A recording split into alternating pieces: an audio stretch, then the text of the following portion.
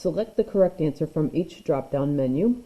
Consider the trinomial below, x squared minus 20x plus 91. The factors of the given trinomial are, well, if we drop down here, we're given the choice of x plus 13, x minus 12, x plus 12, x minus 13. So what I found here, for me, the hardest part is figuring out what factors go into 91 evenly, because this is a split the middle problem to me.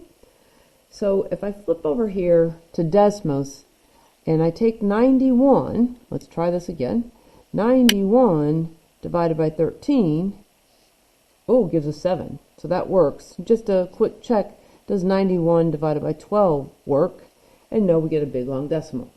So 13 is going to be the value here, and I'm going to flip over to my paper to work out the rest of this. But again, on this particular problem, we are going to split the middle. And if you happen to look at a flowchart that I posted in here, this is also called factoring a trinomial. 3 terms, 1, 2, 3. So trinomial, it's like tricycle has 3 wheels, trinomial has 3 terms.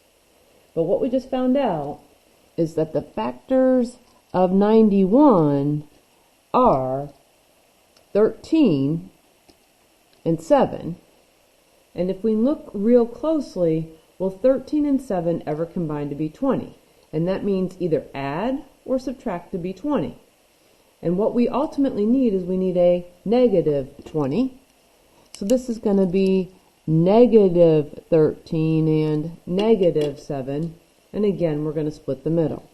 So we write down the x squared. We write down the 91.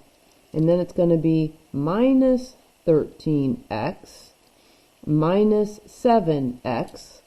What we just did, we broke apart, split, in fact, negative 20.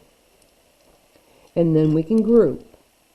Here's a group, and here's a group. So the greatest common factor in the first group is x. And when we factor it out, we had 2 x's. We took out 1. We have 1 left. We had 1 x. We took it out. Be really careful here because this is a minus. But what we just learned is that we can divide 91 by 7. What we're looking at in this group is the biggest number that divides into both. And when we divide, negative 7x divided by negative 7 is x. Positive 91 divided by negative 7 is negative 13.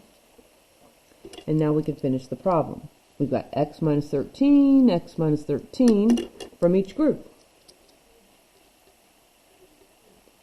And then what we have left an x from our first group and a minus 7 from the next group. So if we pull over Edmentum again, when we fill this in, our answer is x minus 13.